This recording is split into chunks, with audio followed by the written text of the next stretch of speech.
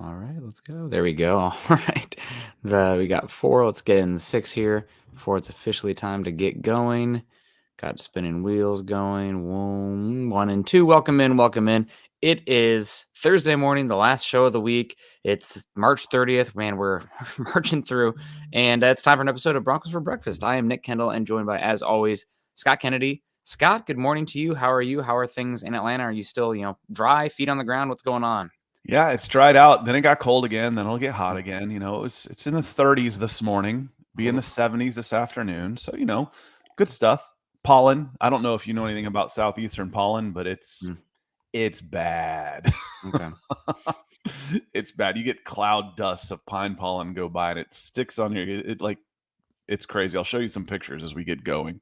It's like, No, do you have allergies? Not really, but I do have an allergic reaction to huffing crap up my face and into my eyes just because of it's a physical particle. So yeah, it can get a little rough around here. that does not sound very good. The Earth trying to kill us slowly but surely, but it's getting us back. But yeah, today we're going to talk a little bit of Jordan Reid. Anything else you guys want to talk about as well? But let's say hello to people in the chat first. First, LBJ coming in, correcting, I believe, Carl and I Tuesday night saying Mike Shanahan is in the Ring of Fame. You're right. I looked it up after that show, and I was like, man, was Mike Shanahan not in? Because I knew there was a little bit of a cantankerous situation between the Shanahans and former Broncos caretaker, I guess, Joe Ellis. Not the best situation there. But yeah, he is in the Ring of Fame. They had the press conference. They had him go out there. It was in 2021. So glad they mended the bridges there. Yeah, enough time seems to heal most of those wounds as people get older and a little wiser, unless your name is Pete Rose. Mm-hmm. But yeah, good call, LBJ. And Mike Shanahan. Why are we talking about Mike Shanahan? Apparently, the Broncos ownership group has been talking with him through the coaching process and a bunch of different stuff. So he's a part of. They brought him in, leaned on him a little bit in this organization, and I think probably just connecting some dots. The more I've thought about it, one of the big things that Greg Penner talked about in the Arizona owners meeting press conference he had with the Denver media kept talking about Sean Payton and the staff he was able to bring in. The different experiences, the diversity of that. That's something I bet Mike Shanahan was all about. Talking about it's not just Sean Payton; it's who is he going to be able to bring in around him.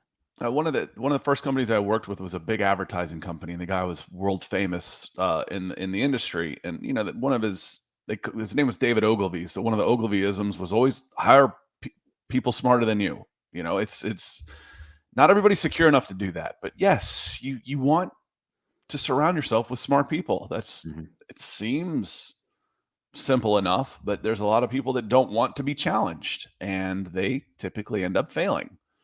Or at least, finding their own little niche in life and staying there. But Sean Payton is secure in himself. He's like I've said it a bunch. I'll say it again. You'll hear me keep saying he's arrogant in a good way when he's your coach. He can rankle your opponents the wrong way. Who cares? They're your opponents. When he's your arrogant a-hole, you love him. And he's secure enough to make sure that he's not going to be threatened. When we were talking about, and that was one of the things about, bringing in some of these high name, like a Vic Fangio, he's not going to be challenged by Vic Fangio. He's not going to be challenged by, who's the guy that's at Colorado that we were talking about, the former Minnesota guy that could come in. He's not going to be challenged by this guy. He's in charge. He's secure in his own skin. Nathaniel Hackett was never that guy. And then, and then he had good reason to be, because he had his legs cut out from him pretty quickly. Yeah. One thing I will say, and first, Michael Ronquillo kicking it off, the opener starting day. Hey, baseball's here, so we got our starter in, Michael Ronquillo saying, good morning, Nick and Scott on Broncos for breakfast. Go Broncos and buck 'em. Buck you too, Michael, always getting us up with a nice buck in the morning. I always love a good morning buck. But thanks so much, Michael. You're great. It's great. And buck 'em, is great too, because, the Bucks are coming in from Michael, so we appreciate that. One thing also, Sean Payton, coaching tree and whatnot, I do find it for as good of a offensive mind Sean Payton undoubtedly is, he hasn't had many sprouts off his coaching tree have great head coaching success elsewhere. Even, the guy who was coaching with him for a long time in, who was the Chargers offensive coordinator that was just fired this last year? Lombardi. It was Lombardi. Yes. Lombardi, okay. Lombardi. Haven't done very much. Joe one of the Demichaelis maybe also there for the Saints for a number of years, but it's not like the Kyle Shanahan, Sean McVay, where like literally almost every other offensive head coach in the league can trace their roots back to one of those two guys. So I do find that a little bit interesting Mhm. with Sean Payton. I mean, not that he's not great, but it's that he hasn't had like crazy amount of success with coaches leaving from under his tutelage and his scheme and everything. Yeah, I mean, the one guy that got that super quick bump for getting Sean Payton coffee was Joe Brady. Mm-hmm. All of a sudden he goes from personal assistant to offensive coordinator at LSU to head coaching interviews to Mm-hmm. flaming out. That was not flaming. He goes from that to quarterbacks coach. I'm about to be a head coach to a quarterbacks coach, which is more in line with the direct trajectory he should have been on to begin with. But people see this Sean McVay stuff and they always want to get the next one. Who's the next one? But yeah, that might be something to that. I don't know. He had a lot of loyalty on the defensive side of the ball. Those guys were with him for a long time though, too. So, um, it's tough to replicate some of the things that some of these guys do. I mean, what kind of success has Bill Belichick, arguably the greatest of all time, had Yeah. with his coaching tree? Not a ton, honestly. It's been more failures than successes. Yeah, then just looking at best coaching trees right now, I mean, yeah, Matt Patricia hasn't worked out. Brian Flores didn't work out. Jason Garrett didn't really work out. Adam Gase also, but Mike Vrabel been okay, and Nick Saban is also in that coaching tree, as is Kirk Ferentz. Right, Kirk Ferentz was the offensive line coach for Bill Belichick in Cleveland all those years ago. So some success there. And Andy Reid also has a hell of a coaching tree as well. I forget, can't believe I didn't mention Andy Reid, but John Harbaugh, Sean McDermott, Ron Rivera, Steve Wilkes, Doug Peterson, Frank Reich. That's a hell of a good one too. So not that to take away from Sean Payton, but talking about the coaching trees, it is interesting how long he's been in the league and the success that he's had. That there hasn't been a lot of coaches that have been brought with him, and I wonder if it's because Sean Payton isn't really so much it's Sean Payton's scheme. Like you talk about Kyle Shanahan, it's that West Coast outside zone scheme that everybody wants to get. Sean Payton plays matchup football. He's kind of an offensive chameleon, so to speak. Mhm. So it's harder to hire people because he's the guy who's doing it. It's not like you're bringing a system with him. The system is Sean Payton. Yeah, you're bringing the play caller is more Yeah. important than any of it. The feel for calling the game and the man management and from a Denver Broncos point of view, you don't care No. about Sean Payton's coaching tree. No. You don't care. Well, he's not going to be sending a ton of great coaches to the rest of the league. And It is kind of nice though if but you it have is for what you and I do, which is we like the intricacies of the sport. It is interesting. But Mhm. for the Broncos point of view, they don't care if he's not sending guys out for to get promotions and having to replace them all the time. The only thing I can think of is why it would matter is that if you do good enough, you do have some of your coaches start to get peeled away. If there are people you had former relationships with, they've been teaching what you want to do. So it's like you see like the Rams and the Packers and some of these teams just constantly swap coaches because like, oh, you hire a young one from us, I'll hire a young one from you, and we'll do that same do-si-do year after year because they're teaching the same kind of system and scheme. But the other one is Swingers. that if you do good enough hiring guys, let's say you bring a minority coach up and he gets hired after 2 years as a coordinator to be a head coach elsewhere, those comp picks are gonna be pretty big. I'm not gonna bring that into it. Just not. It's part of the game, though. It's if you're not using that to your advantage to build a team, like the comp picks for in free agency, then you're leaving a little bit of potential meat on the I bone. know. I Yeah, just I not a fan of it. I think it's disparaging to a certain extent. Honestly, I do. Yeah. So I don't want to talk about it. Okay. Just Well, the middle-aged white guy. I know, I get it. But I just feel like it's disparaging to a certain extent for minority candidates. So yeah, we want to bring him in so we can get rid of him and get something back. That just rubs me the wrong way. It just feels icky to me for some reason. yeah. That not that you get that, but that's why you would want somebody. We wanted, that just feels doing the right thing for the wrong. I don't know. I just it gets me for some reason. I feel it's disparaging. Good potential end results for the wrong pathway or something Mm, like that. But yeah, something. still, it's pretty interesting to talk about. But let's say hello to some more people coming in here. Jeremy's saying only a 4-round mock for the Broncos this year. For now, we'll see what happens here with their selections. But it's still a 7-round mock because you're going you have to get through rounds 1 to 3 to mock round 4 or whatever. So it's the last round as far as it goes is what the mock is. Denver Luke coming in saying, good morning, Nick and Scott. It's been a while since I've watched live. Well, good to have you back, Denver Luke. Hope you're doing well. And appreciate you stopping by and saying hello. We got Miguel Santasteven coming in saying, good morning, fellows.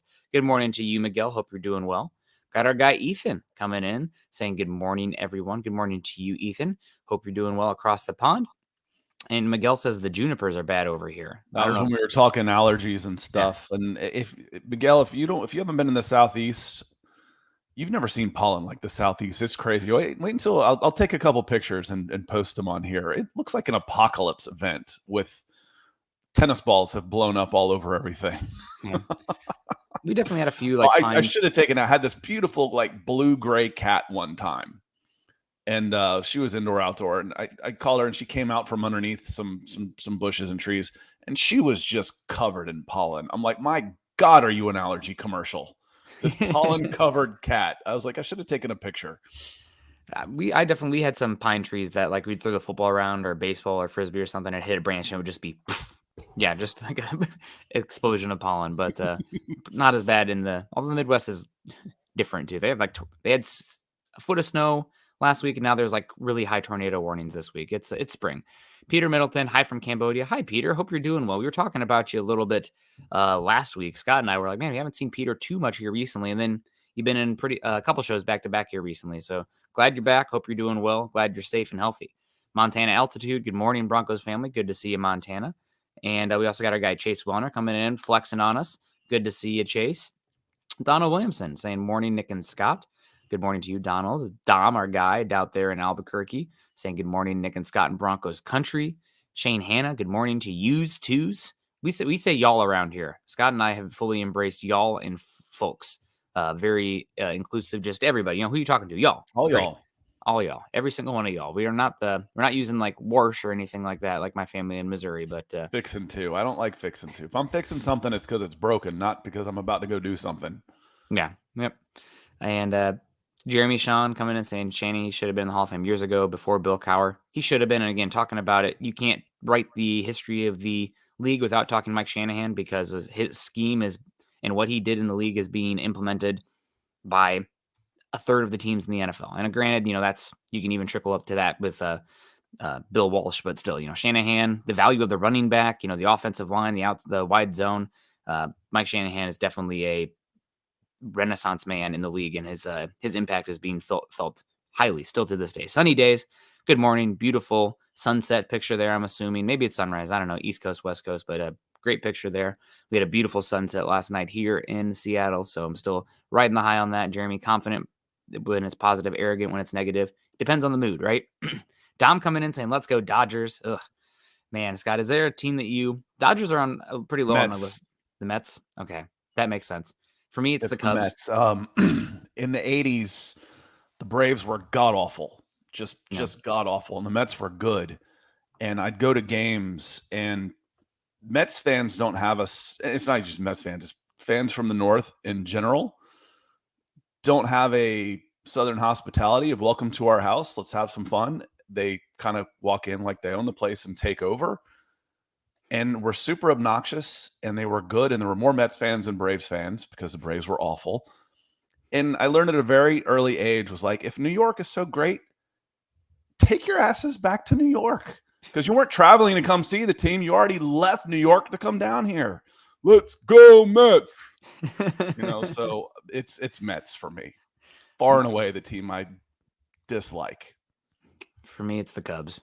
God, I hate the Cubs. But Zach Powers, morning, guys. Good to see you. Richard Miles, good morning. Hope all Broncos fans doing well. I think so. Brad D in the house, good morning. And we got our first super chat coming in on the YouTube side of things. We had Michael kicking us off on the Facebook side of things, but we got Elliot D on YouTube saying, good morning, guys. Thank you from Page, Arizona. Must be something in the water in Arizona. You guys are very generous with our show. Says, send one more water if you read Elliot's super chat here.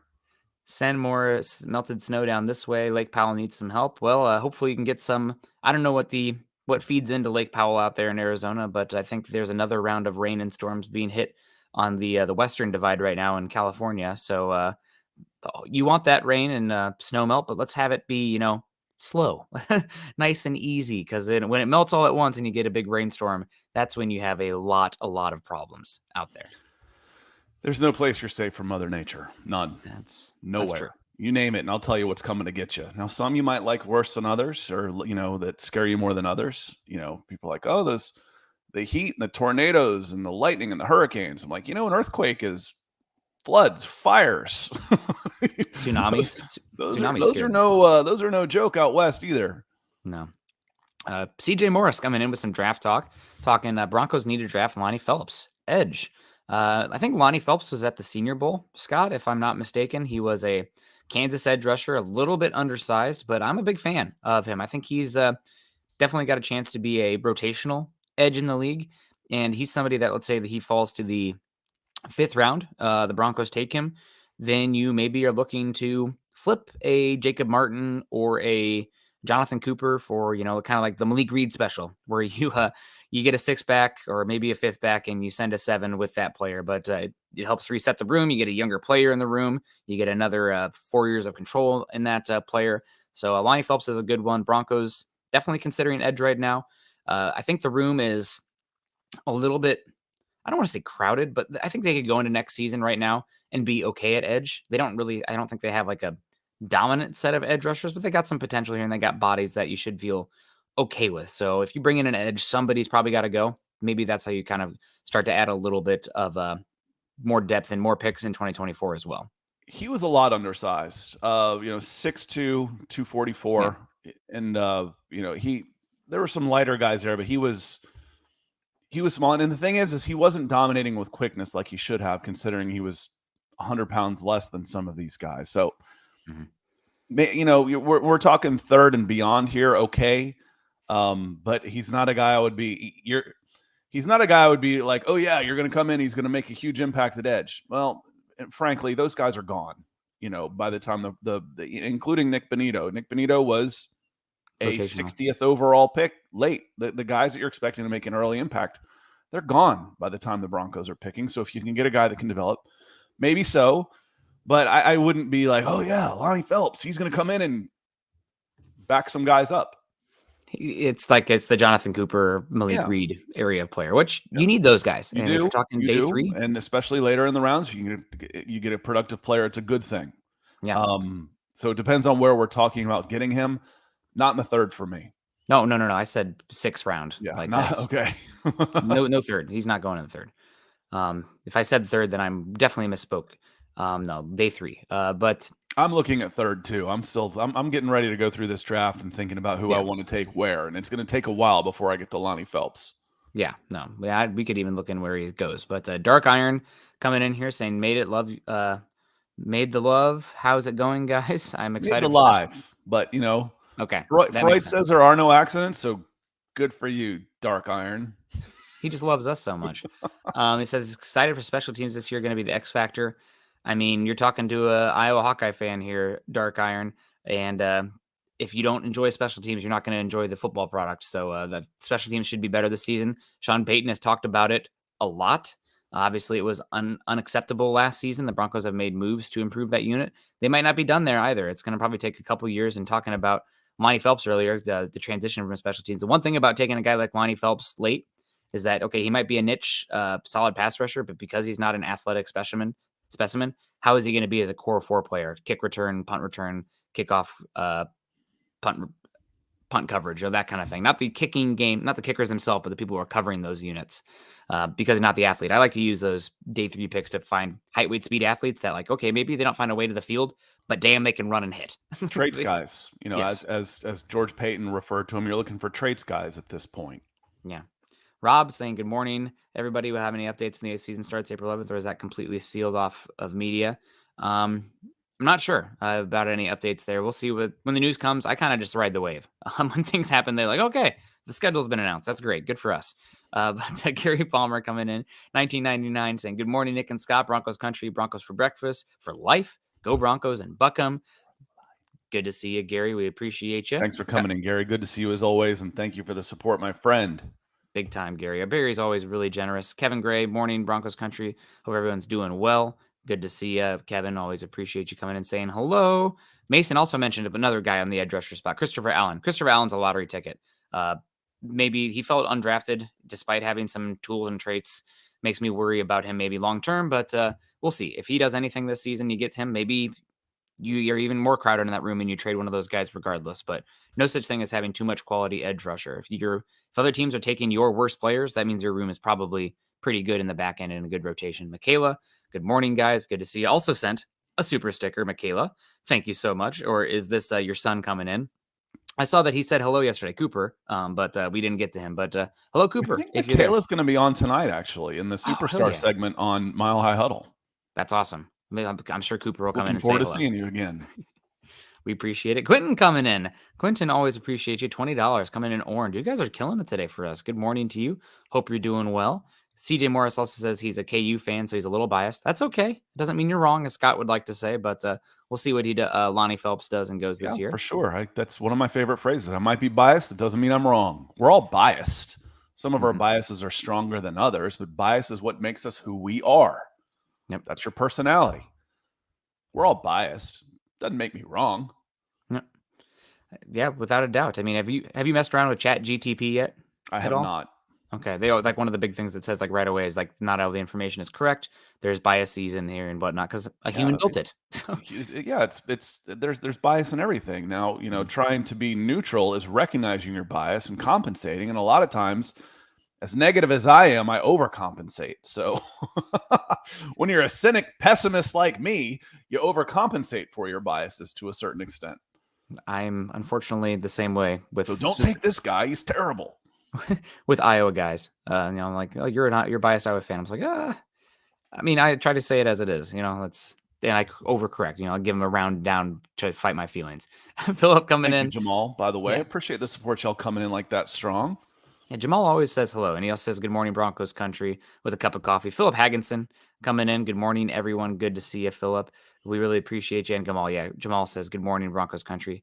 You guys are on top of it today, man. It's been hard to keep up. I'm like fighting through all this the Snapchats. It's great, but it's awesome. And Flynn Dillon coming in. Scott, this is a good one for you. Says looks like Calais Campbell went to Atlanta. Would have liked to see him be a Bronco. Good guy. Would have brought a lot to the locker room.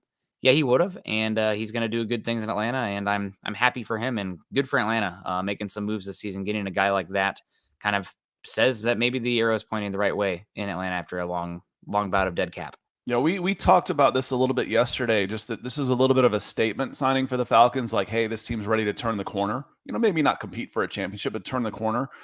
The owner got involved in this one, who is one of the, at least, everything he does publicly, I don't know what he does behind the scenes, but publicly is a tremendous human being.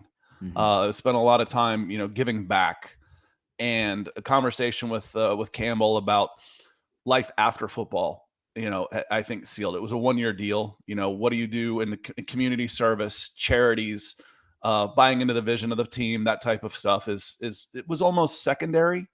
That I think that, Atlanta is a really great place for young athletes to retire and raise a family and do all of those type of things that they want to do. And I think that helps sell Campbell to come down here, but should be a good pickup. Yeah, it should be a good pick. I'm excited to watch him. Hope he does well. And we got our guy Philip coming in saying, good morning, Nick and Scott. Wow, live show. Wow, indeed, Philip. Hope you're doing well. We appreciate Phil. He also says, unfortunately, it's because of the flu. God, that sounds dreadful. Have a great day, guys. Well, hydration, sleep, take care of yourself. We're glad you're here. We're sorry why. Yeah.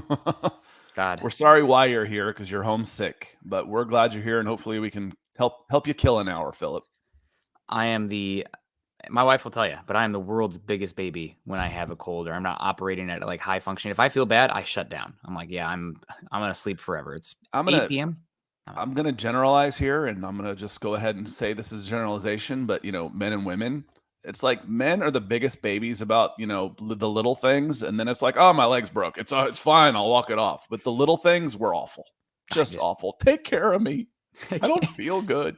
I can't function. Yeah, it's not great. Your shoulder's hanging out of socket. It'll be fine. Yeah, rub some dirt in it. But the little things, I got this hangnail. It's bleeding. Can you fix this? The worst. But let's get into it. We're about 20 minutes in. You guys have been And women killing are it just today. tougher than men, period. How's that for a generalization? I mean, it's true. But God bless those ladies out there. But yeah, God, got me off track there. But I wanted to make an Iowa women's Truth comment there. bomb just blew Yeah. Nick up. That's just too true. But Jordan Reid, friend of the show. I've been talking with Jordan for probably 5 years now. He came on building the Broncos, I think 3 or 4 times before he was at ESPN. Covered it, talked with him at when he's at the Draft Network, before Draft Network, and he's been a solid riser throughout the process in the draft media. So any chance I can talk about, Jordan Reid out there, I think he's doing a great job at ESPN. Not really in the TV side of things, but working the draft content and the written side a lot for ESPN. And also, I mean, he does good work, but he's also a great dude. So shout out to Jordan Reid getting a 7-round mock draft and having analysis on each of the picks in the first 3 rounds, like 2 or 4 sentences written about each one, and then mocking the rest of the players, slotting them, and then having like a little blurb for every single round after that, day 3. But what a tremendous amount of work. I can't imagine doing a 7-round mock for every single team. So God bless him. I can't imagine the work. It just sounds doing this. And Bill Barnwell is a writing machine. Mm-hmm. Barnwell's like, here's the latest column from Bill Barnwell. It's 50,000 words. I'm like, God bless, man. That's pretty impressive. If we transcribed what we talk about gassing for an hour, it wouldn't fill that much space. But yeah, this is a hell of a piece of work from Jordan Reid. Yeah, good guy too. Hope he's doing well. He has twins, so he's a busy man. Robbie Red says, "Good morning, gentlemen. You guys going to any Bronco games soon?" Well, we'll see. Maybe this year. Would love them to come back out to Seattle. However, Robbie Red, I don't know how much you've been around the show, but you do not want me going to a game because I am like 0 for 9 live in attending, so it's not great. But what can you do? Ryan Main, yeah, I'm Scott's lucky. I'm bad luck. Maybe I need to go to Atlanta game, Scott. Then they'll win there. Maybe I've been to more Broncos games than I've been to Falcons games in the last 10 years. I don't remember the last Falcons game I went to. Honestly, it was probably out in California, either San Diego or Oakland. I mean, God, looks like a beautiful stadium there. I will say, I think I made a deal with the universe. It's been so long that neither of those teams are even there anymore. No, God. I think I made a deal with the universe in 2011 that used up all my good luck. And his internet with my dad on that game 6 used up all of his internet all the way too. So Ryan comes in and says, "Nick, I haven't heard you connect the Broncos to Trey Palmer as a reason why. Huskers fan." I've definitely connected the Broncos to Trey Palmer. You heard me when we were doing the Senior Bowl stuff, talk about how Trey Palmer took an absolute, I don't want to be too graphic here, but whipped the absolute crap out of the Hawkeyes in that game. I think he had like 180 yards and 2 touchdowns, and like he was the reason that Nebraska won that game. He's a speedy receiver, former 4-star. He's great. If the Broncos could get him, I think round 4, I'd be looking for him. So he's definitely an option for the Broncos. Yeah, and he's taking his visits now. I know the Falcons are bringing him in as well. It's one of the reasons I've seen him. I saw him. What was interesting for me, Ryan, when I saw him at the Senior Bowl, I didn't know he was that fast. That's a good thing. It's like, okay, I really like this guy's game. Now let's see how it translates to the numbers. Oh my God, he's a 4.29 guy. I had no idea. I said that last year about Christian Watson. Yeah. I really like this guy's game. If he runs anywhere under 4.6, I'm happy. 4.3. Okay, well, he ended up being top of the second round and a really good contributor for the Packers. I liked his game. I liked the routes he was running, his hands, all these type of things. You didn't get a chance. You rarely get a chance to show off your flat out speed in 7-on-7s unless you can just, run a straight 9 and someone happens to see you do it. So I liked what I saw to him, and then I loved what I saw him testing then. So I think he's got a chance to be a pretty good player. Yeah, and we'll get into that a little bit too. Wanted to give a shout out to David saying, "Morning, Nick and Scott, got medically cleared from use of all oxygen yesterday." Well, that's great to hear that you're off of the ventilator there or any supplemental oxygen. That's no fun. Working in the medical side of things, I see medical records pretty often, and that seems like a miserable time. So shout out to you. Good job. Good job for your body fighting back, and glad to hear you're on the mend. Congrats. Take advantage of it. Get stronger, healthier. And it'll be nice not to have that leash, I'm sure. So congratulations, my friend. Yeah, but before my internet pooped for 1 second, I used up all my luck in 2011 because I was at Game 6 of the 2011 World Series where the St. Louis Cardinals came back from their final strike twice to beat the Texas Rangers. And that was like the most improbable baseball game in circumstances I think that's ever existed. You ever see those like win probability charts?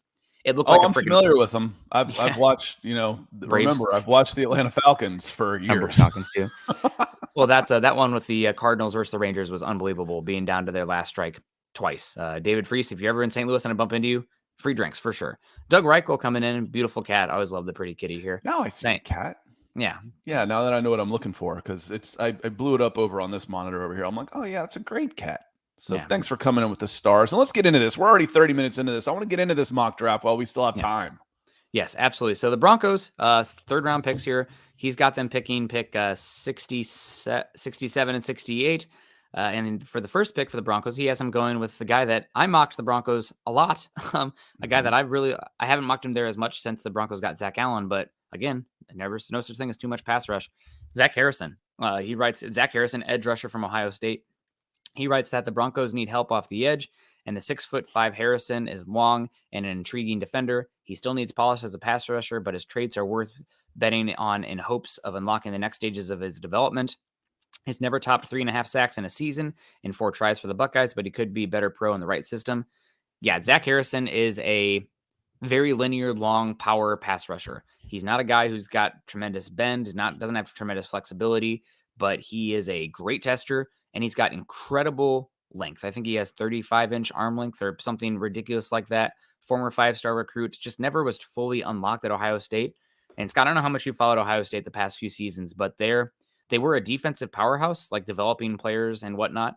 And then the last like 2 or 3 seasons, they've kind of really fallen off on the defensive side from the developmental perspective. They brought in the Oklahoma State defensive coordinator last season, got a little bit better there, but Zach Harrison kind of a lost man after the Bosa / young years there. He was supposed to be the next in line, didn't work out. That's recruiting, and sometimes you miss. Yeah. I mean, guys on defense is recruiting. I think you looked it up one time, and it was, the amount of hits on the 5-star guys on the defense is much higher. I'm like, because that's where the athletes are. Yeah. The better athletes are on defense. That's just, there's exceptions, of course. You get your 6'5" wide receiver and stuff, but typically your better athletes are on the defensive side of the ball. So they're easier to scout. Yeah. 36.5-inch arms is what you're talking about. Yeah. At 6'5.5", 275 pounds. Traits guy who could grow and develop inside outside. Very interesting. With the next pick, we've talked edge and corner a lot. Yep. Tyreek Stevenson, cornerback out of Miami. Stevenson would give Denver an aggressive man coverage corner who can play in the inside, outside, in the slot. I always look next 5 or 6 picks. Who else was there?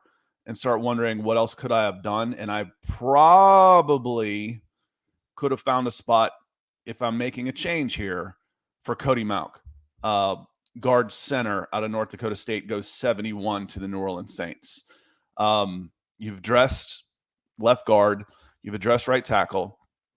I don't know that Mauch would be an immediate upgrade at center any more than Miners was. That's a big jump to the NFL from North Dakota State, Wisconsin, Whitewater, whatever you want to say on that.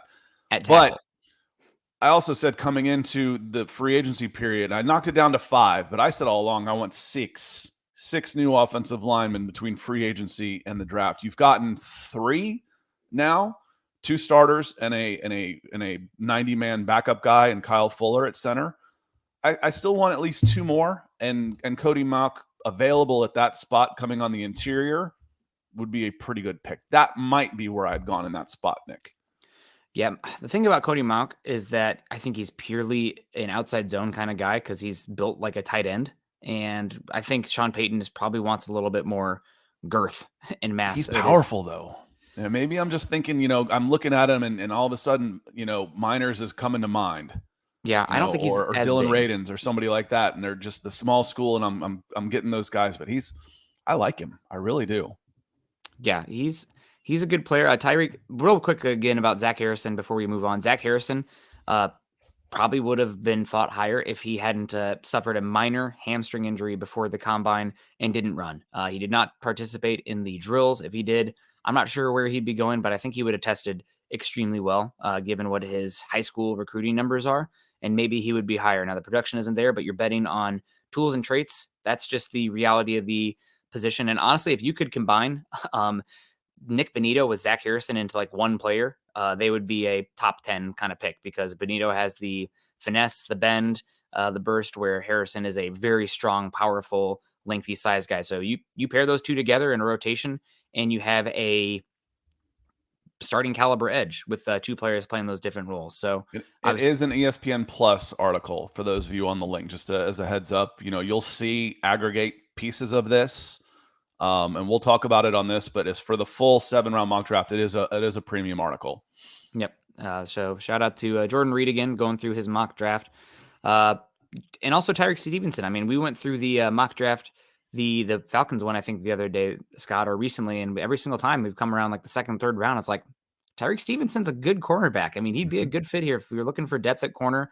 Right now, the Broncos' depth at cornerback after their starting three is absolutely dreadful, especially at boundary cornerback. I mean, after Damari Mathis and obviously Patrick Surtain, it's just question marks. I mean, they got rid of Lamar Jackson, the cornerback from Nebraska, not the quarterback from Louisville. And after that, I mean, just Lord knows. I mean, you had Jaquan McMillan show okay last season, but an undrafted free agent at cornerback, he's your first guy off the bench. That's not a good look. That's a position that I'd be very worried about. So getting a cornerback here. Also, the Broncos have been doing work on cornerbacks in this range of the draft. Yeah, I agree. I wouldn't have any problem with that position at all. Just make sure you get it right. And there are some, we've talked about, you can get good value in third.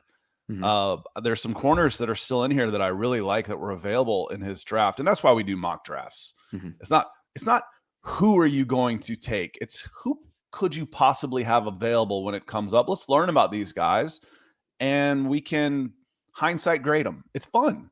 It's all it takes is, here's my 32 first-round mock draft. All it takes is one guy that you had at 28 to go to 5, and the rest of them are wrong. It pushes everybody down. So, but I look at this in the third round, and I see Darius Rush at 80 to the Steelers. Good player out of South Carolina. I scroll down a little bit more. I see Kyu Blue Kelly to the Seattle Seahawks at 83 out of Stanford. Another really good player. So there should be some guys available there for sure, Nick. Yeah, absolutely. And one final point I wanted to get to, but first, Timder, good morning, Nick and Scott. What's good, Broncos country? Just going through Jordan Reed's 7-round mock, talking about the Broncos here. And also we got Brad saying he likes mock. Broncos need edge, tight end, safety. They can go any which way. You need good players. You need good players in depth. Yep. Need a starting center. Probably need another running back. And that's who I didn't see, Nick, in the next 20 picks was one of our centers. They're all gone. I mean, they went Avila. He's within range. Honestly, the Broncos loved him. They could probably go up and get him. He went at 58 to Dallas. Luke Weipler, Ohio State, goes 65 to the Texans. Yep. And then way up early second round. Start getting interested too. Joe Tippmann, 42 overall. And then my number one center, John Michael Schmitz, 37 overall. So he's going to sneak into the first. He's got a chance. He might. Yeah, I mean, any of those guys could. Yeah, Tippmann, and I think Tippmann and or John Michael Schmitz go in the first. Whoever needs a center and says, we want a plug and play guy, this is who we have graded higher, that guy's going in the first. I agree with you. And we'll get to this one. Okay, I have another point I wanted to make still about this range of the draft, but you can talk about this first. Jalen Duncan coming in from Bimmelbahn. This is my guy that if he's there in the 90s, that people are going to be kicking themselves. He should be going at least top 75. And I think, honestly, 30 to 60. Second round, okay? Yeah. I think he's a second-round guy. Jalen Duncan, offensive tackle, University of Maryland. I've had one of these guys each year that are ranked right in that area. Spencer Brown 2 years ago. Last year it was Abraham Lucas. Those two guys outplayed where they were drafted, especially Brown, who went about this spot at 96. Brown was a first-round pick to me. Abraham was a second. I think Jalen Duncan's a second. If you pass him on in the third, you're going to regret it. Your teams are going to regret not taking this guy if they let him get into the 90s. They really are. I think he weighed in over 300 pounds. He was like 295 at the Senior Bowl, and he came into the NFL Combine, I think, at 303. I got the numbers in front of me. Why don't you just verify that, Scott? That'd be an interesting take. 6'6", 306, 33-inch arms. 5'1" on the 40, 31.5-inch vertical jump. He's a good athlete. He's got great feet. He holds his spot well. Good anchor. He's a good player. He really is. I think he's a basketball guy. No, that was the big kid from Ohio State was a basketball guy. DeJuan He Jones. probably played basketball. He's 6'6" and can move. Yeah. But Jalen Duncan's my pick for this year, that if you let him get into the 90s, you're going to regret it. Yeah, he's a good one. I will say his tape at Maryland, I thought his anchor was very poor from what he had, but he was playing at probably about 290. So I'm curious to see what his body is. Yeah, Maybe. He So was 10 pounds heavier from Senior Bowl to a month later to NFL Combine, and still drew in a 32-inch vertical leap at 306 pounds. Yep. So, but on tape, the anchor was not always there, and his hand placement was. We're talking about the traits here, but for offensive line, it's a very technical position where you can be a great athlete, but if you're not doing the right thing with your hands, then it doesn't matter. So he's got work to do there on tape, but like at the Senior Bowl, I mean, it looked like things were catching up with him there. And sometimes you have a guy in a system for a while and the coach is just not a good fit for them, or it doesn't click, or they kind of like, oh my gosh, I need to wake up now because this is about money these days. So things might have clicked for him, but he's got all the tools. The only thing that's like a tool, like I wish he was 34-inch arm length versus 33, and we're talking 1 single inch there, but 34 is the cutoff for a lot of teams there. But other than that, he makes a lot of sense. Final point I wanted to make before we went on to the 4th round here, Scott. Could the Broncos be looking at a wide receiver here? We've talked a lot about the wide receiver here. The Broncos keep, talking about maybe moving on from Sutton and Judy. They put a kibosh on that for a little bit, but it could come up again. And also the Broncos were linked to Allen Lazard. They were linked to Adam Thielen. This is obviously a room that they're looking to change a little bit.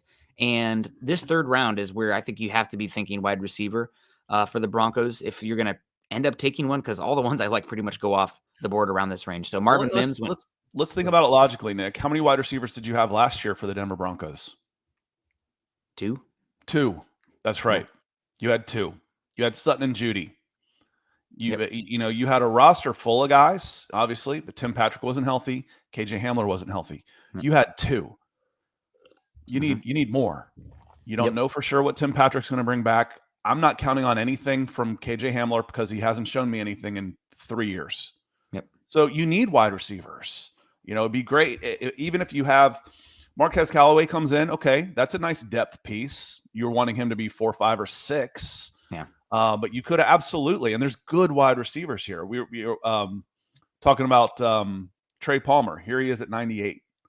Cleveland Browns. He's a 3rd round guy. Could you take him early and bring that 4.29 speed into the slot? Yes, you could. Yeah. Yes, you could. And he's a receiver.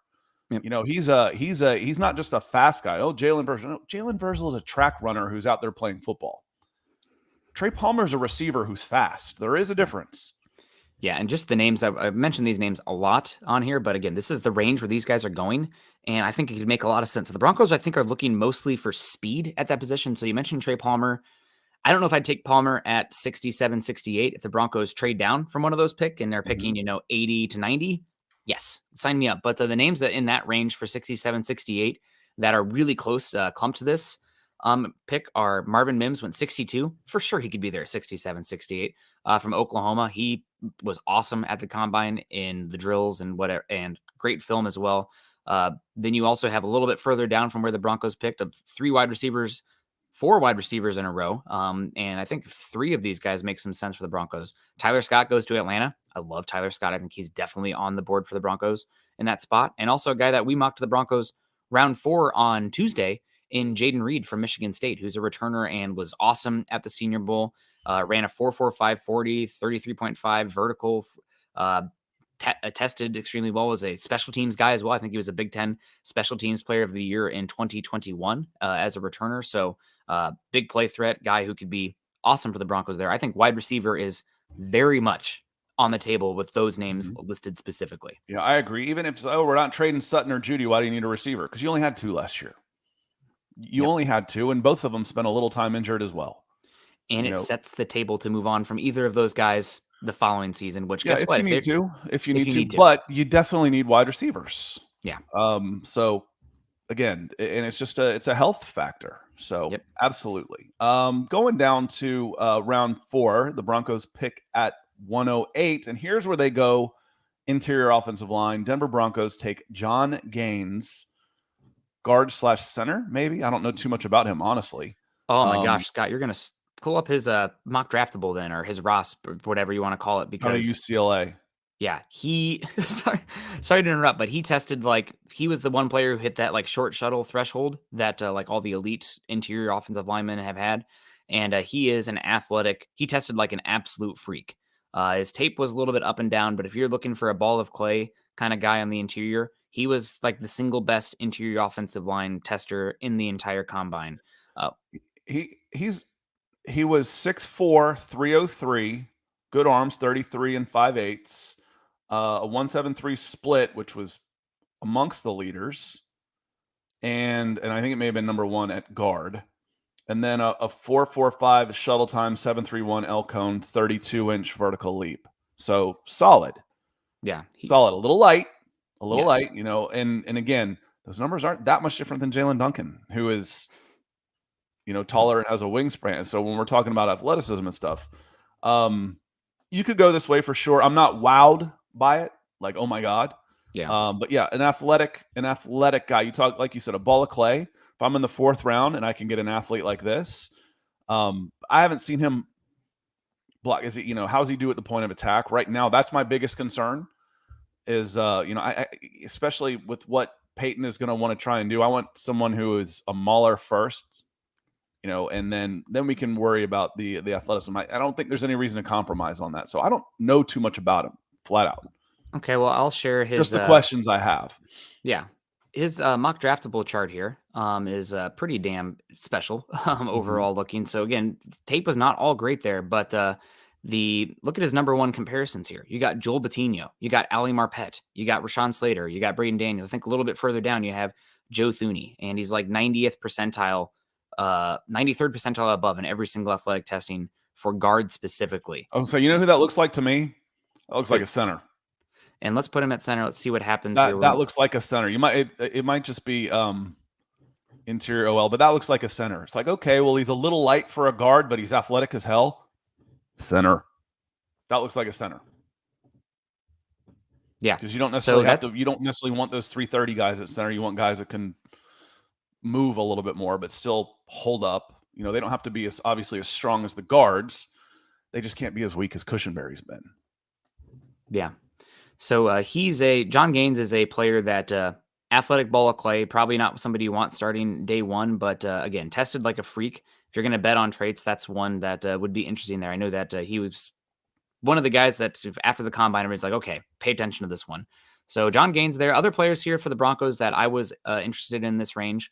A few picks later, you had the guy that I mocked the Broncos in my free agency mock draft in Moro Ojomo, who's an inside-outside pass rusher from Texas. 285, can play that 4-eye technique, can play edge, can play 3 technique. Like him a lot. I know the Broncos have been linked to DeMarvion Overshone, linebacker from Texas, off ball, or stack linebacker. He went a few picks later. You can call him inside. That's where he plays. Inside, that's for sure. Sidney Brown has been great at Illinois. That's who I was looking at too. Safety. Go ahead. Take the floor. That's who I was looking at too, was Sidney Brown. You know a lot more of these guys than I do. I know about 100 of them from Senior Bowl. Yeah. Sidney Brown was a standout safety from Illinois. If you wanted to get your tight end, Zach Kuntz is right there at tight end, also available. Some of the other guys, Yaya Diaby's at 127, and then my guy Jonathan Mingo at 130 to the Buffalo Bills. I promise you don't want Jonathan Mingo at the Bills. That's a freaking promise. That'd be a fun combination. Also, this is the area where I'm really looking running backs for the Broncos. Earlier, round 3, I was looking wide receivers. Running backs here, if you're looking for somebody to pair with the likes of Samaje Perine, because let's say you don't have Javonte Williams at all next season, then there's 2 running backs in this area that I'm like, yes, I am very interested in this area. Roschon Johnson, who I adore at Texas. If he didn't play in Bijan Robinson's shadow, I think we'd be talking about him as a top 80 pick. He was there the first day at Senior Bowl and looked good doing it. Now, it's tough to do too much. Y'all hear me say all the time, so I'm not going to hedge on that. Running back and linebacker are the 2 positions that are hardest to scout at an all-star event because they don't hit. Yeah. They do some, but it's more like bump. Yeah. It's kind of like a super intense Nathaniel Hackett practice. So, Gosh. look out, shots fired. But yeah, there's definitely running backs to be had here in the 4th, 5th, 6th rounds. And as you move on to the 5th round of Jordan Reid's mock draft on 7-round mock draft on ESPN Plus, he's got Denver taking Zach Evans, running back from Ole Miss. I like Zach Evans, Ole Miss. My issue is that it's the same issue as I have with Dwayne McBride, is that he fumbles the ball like freaking crazy. And part of that's because of how much work he was probably having there. But actually, Jordan Reid liked this pick so much that he actually had a little blurb about it. It was like the one pick he talked about for round 5, saying, my favorite prospect fit in round 5, Zach Evans to the Broncos. Evans could go higher than this, as NFL scouts have mixed opinions on his outlook. In Denver, with the uncertainty of Javonte Williams, who is coming off a severe knee injury, Evans would enter a situation where there are plenty of carries available. History has shown Sean Payton loves versatile running backs who can not only be used as a threat in the run game, but a playmaker in the passing game. Evans would bring upside at multiple spots in the Broncos offense. I got to say, I'm not the biggest fan of then go Evans. Chase Brown. Chase Brown's one. Also, the 4th round, we were talking, John Gaines. I'm fine with John Gaines, but the guy who it might be one of the best receiving backs in this draft is Kenny McIntosh from Georgia, who's unbelievable out of the backfield. If you're looking for a guy who can be a complement in the pass game, Kenny McIntosh, round 4, is like a guy who, like, he might be just as good as a slot receiver as he is as a running back. Right. Not overly great at anything, but he's just solid across the board. And then Eric Gray was available here at Oklahoma too. Again, when we start talking running backs, there's guys here, and we've had this conversation before. Why not Bijan Robinson in the 1st? This is why. Because I can still get really good players in the 5th round at running back. Quentin coming in has a question for us. He says, any possibility we send our 2 second-round picks to a first-round pick, and who would be the best position? Quentin, I don't think so. I think you're looking to have more shots, not less. And I don't know that this is the draft really that you'd want to trade up for. I think you're better off. I'd rather have 4 third-round picks than 2 second-round picks right now, Nick. And I would definitely would rather have 4 thirds and or 2 seconds than a middling first-round pick right now. I'd rather have 67 and 68 than, let's see, there was 2. And there aren't 2 second-round picks. It's 2 third-round picks. It's 2 third-round picks. So anyway, you couldn't trade your 2 thirds. You don't have 2 seconds. Yeah. You couldn't trade your 2 thirds to get up into the 1st. And you might be able to move up into the 2nd for that, but I don't know that I would. I might say, like Nick likes to say, I might trade a 3rd and a 2024 7th to get up 7 or 8 spots to get my center if they're there. But I still have as many picks this year. I'm not giving up any picks. Yeah, I think the Broncos, if they do trade up, it would be tiny. And it's because a player that you really love falls to pick 64. And how much does it cost to get from 67 to 64? Not a lot. So you're probably talking about, that pick and then a 5th this season to get up. And then I'd turn right around and use that next pick that you have there, 68, to trade down and accumulate the picks that you just lost. So and we know for sure. I think the draft is uncertain, but if we can make any bets, it's that George Payton is going to make a few moves in the draft. He likes to move around up and down a little bit, specifically early day 3. I mean, the Broncos are not going to be picking where they're at right now. So Jeremy Sean saying, do we still need running back? Javonte supposedly ready for camp. P. Ryan, T. Jones, Murray still possibly in the wings.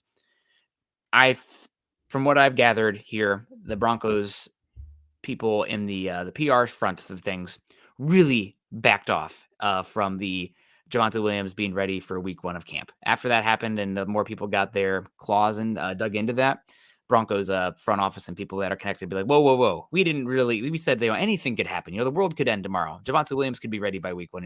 The future is unknown. But I think that it's way more likely right now that we don't see Javonte Williams at all next season than he is ready for week 1. So, yes, you can always hedge. You can get talented running backs later in the process. You really can. For cheap, if you needed to. I mean, Latavius Murray was yanked off of someone else's practice squad in the middle of the season. So you can always hedge and not have to spend a draft pick on something like that, but we'll see. We'll see. You've got time to figure that out, knowing that I can get a running back later. It's like, oh no, what if he's not ready and I didn't take one in the draft? No, you're okay. You're okay. I can get competency at the running back position anytime throughout the 12 months of the year. So that one's not as big of an emergency. So we'll see, Jeremy. That's a wait and see question for me. Yeah. And even looking at round 7 here, in this mock draft, there are running backs that would make a lot of sense for the Broncos. Muhammad Ibrahim from Minnesota. He's a bowling ball, not any big play threat, but like his yards, like his vision, his patience. He looks like CJ Anderson out there. I think that's the best way I can compare him. He's a CJ Anderson running back. Chris Rodriguez in the 7th round. He's still available. Keaton Mitchell from Eastern Carolina. He's still available. He's a good back. And a guy that I think would be a great fit for the Broncos late. I mocked him around 6 of the Broncos. He goes around 7 here. Evan Hull, tested great. Good pass catching back. Good slasher from Northwestern, who, guess what? That's who the Broncos just hired as their running back coach, the former Northwestern running back coach. So there are running backs available. Robbie Red comes in. He says, at this point, does Albert Ho have any trade value? Okwe he says, will Sean Payton actually use him? On the first one, the answer is no. He was a first-round pick a 5th-round pick that hasn't. Fifth, I thought he was a fifth. I thought he was a 5th, but he was a later round pick for sure, who hasn't done much. So it's not like his value has increased, and he was a 5th to begin with. Mm-hmm. Will Sean Payton actually use him? We'll see. It remains to be seen. He played more after Nathaniel Hackett was fired, and even in his big game, he fought the ball. My goodness, he fought the ball. He had a good game to end the season. I don't remember which one it was, including a touchdown pass reception. But no, I don't think you do. Maybe you can play him into some value and spin him before the trade deadline next year. But, if you were to get something for him, it'd be like, a 2024 7th, which to me is no. That means no for me. That's no value. Yeah. That's maybe you can do a thing where like you send Albert Okwe and a 2024 7 for a 2023 7, and it's essentially you're just getting the payoff now. But that's mainly just unloading salary and stuff. So not a big difference there. Final pick for the Broncos in this mock draft by Jordan Reid, and again, shout out to Jordan Reid for doing a 7-round mock draft for somebody like me who is in love with the draft process. This last couple of years has been rough without the Broncos having those draft picks. So those 7-round mocks are freaking manna from heaven. So we appreciate you. The last pick he has the Broncos going offensive tackle from Michigan, who might be an offensive guard in the next level, Ryan Hayes. Again, 6-round player, offensive line. Will he make the team? Won't he make the team? We'll see. He's an interesting player. I think he's okay if you can talk about him maybe, back end of the depth chart. It might be practice squad year 1, but he's an interesting player. And I know he was at the Senior Bowl as well.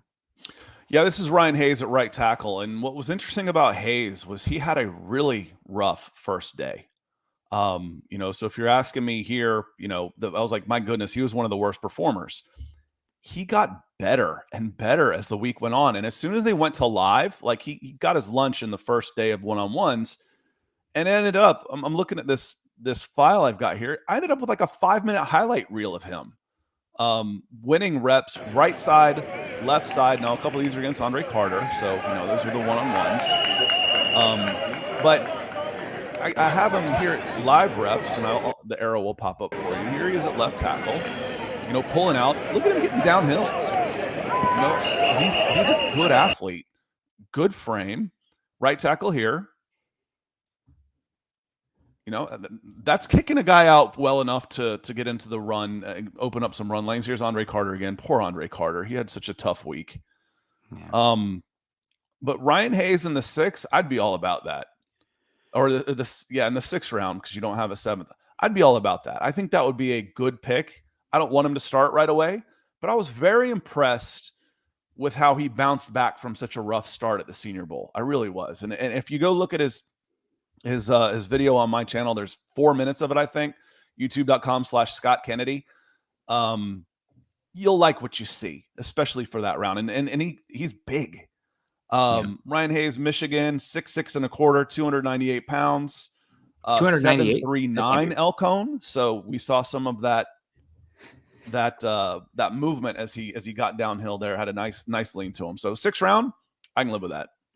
Yeah, he's got a weird, unfortunately, kind of a weird body type here where he's really tall and not super heavy with short arms. 32 and a half, yep. not what you want for a tackle. And I don't know if he has enough mass. The point of attack kind of stuff with him might be an issue. And the other guy here, so looking at this mock draft, the one who jumps out to me, again, we talked about running back earlier. The very next pick in this mock in this Broncos mock would be Dwayne McBride. If you could have used a different pick on 5th round and taken Dwayne McBride there in the 6th, I think he's even more explosive than Zach Evans. And has the same fumble issues.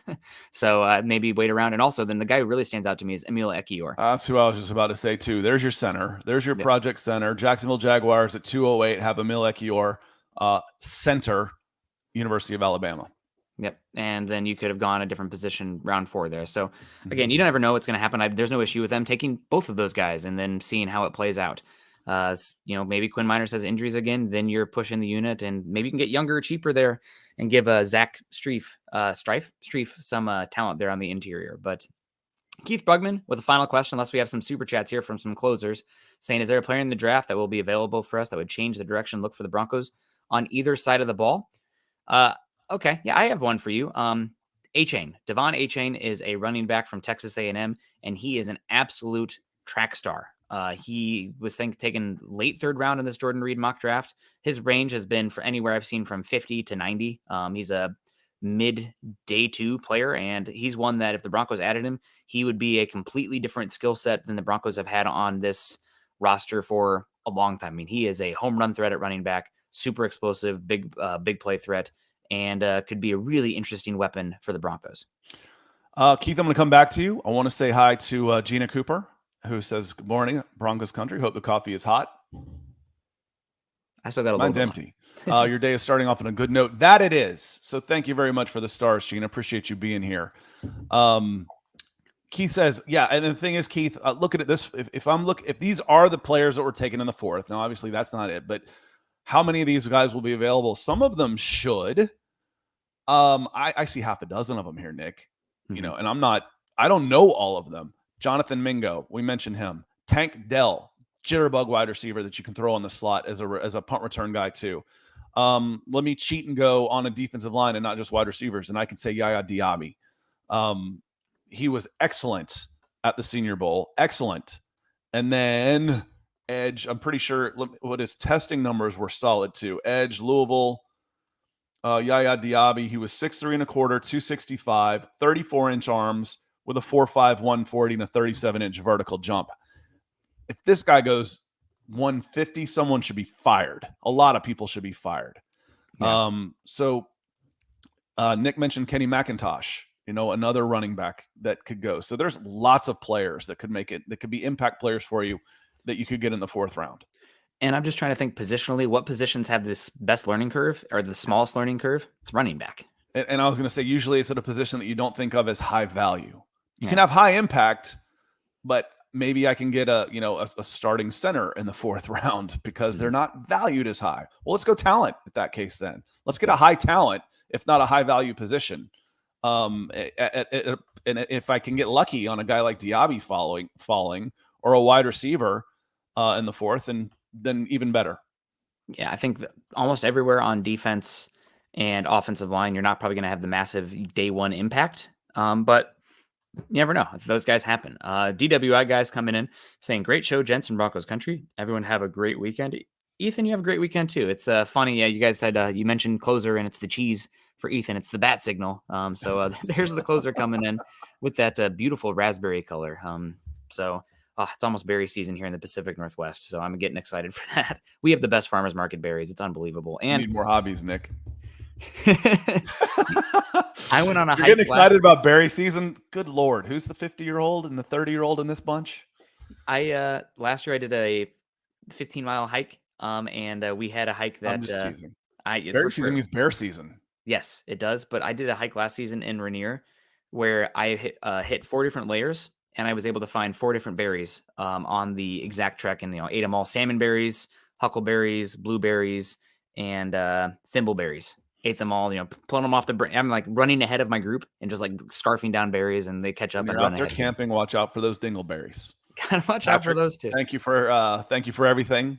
Hope you have a great weekend, and Ethan, to you as well. And those of y'all that came in early and really got us kicked off. Michael, Quentin, let me look up here. Gary, I know Gary was in here. Gary leads Palmer. Let me see. I want to make sure I don't miss anybody in here. Elliot D coming in.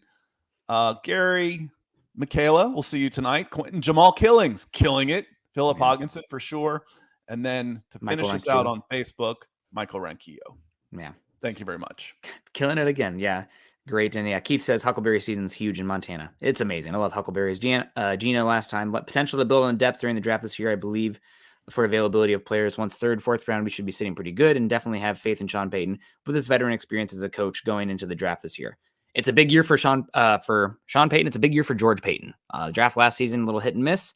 This year, better figure it out. Better be a little better. And it's too early to totally disparage last year's draft, but this is a big one. You better be able to get it right.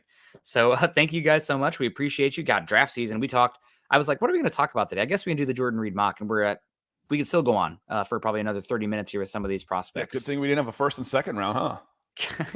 We probably would have to start earlier. Cut off the coaching tree talk a little bit, but you guys are great. Make sure you're following Scott and I on Twitter. Scott is at Scout Kennedy. I'm at Nick Kendell MHH. Also follow us at BFB_pod and at Mile High Huddle. Also make sure if you're on Facebook, follow us at facebook.com/Mile High Huddle and facebook.com/Mile High Huddle pod. Instagram at Mile_High_Huddle. There we go. Apple Podcasts, find us there. Leave us a 5-star review.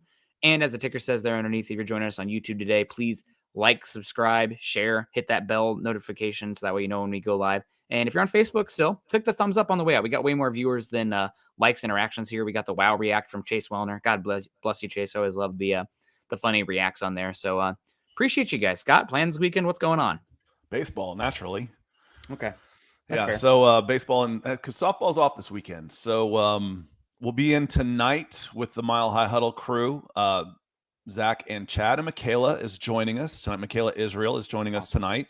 And then 2 baseball games with my 13-year-old tomorrow evening. So I will not be in the chat for Dove Valley Deep Divers on Friday night. So I'll see y'all probably Saturday with the Mile High Insider Swap as Luke and Thomas go Saturday night. Well, that'll be awesome. Make sure you guys are tuning in to watch the Iowa Hawkeye ladies this weekend. They go up against the absolute freaking juggernaut that is the, I think, 36-0 South Carolina Gamecocks ladies are unbelievable. And congrats to Alex Jones, whatever that was. But we appreciate you guys so much. Have a great weekend. Continue to choose kindness and compassion. And opening day for the Cards. Playing the Blue Jays. Such a weird opening day. Day baseball. That's what's going on. It's not just, that's what's awesome. It's not just opening day. It's day baseball. The Braves are on at 1:00 today. If I was ever in a position of power, I would mandate that there was at least one day baseball game every day. Maybe even 2. Yeah, at least. Yeah. At least. Yeah. But there's got to be at least one. Yeah, I'll be going to the Mariners game on Monday. So they're playing the Angels, and it's Bark at the Park. So we're taking the dog. So wish me luck with that one. But you guys have a good one. Appreciate you guys always. Like I said, choose kindness and compassion. Go Broncos.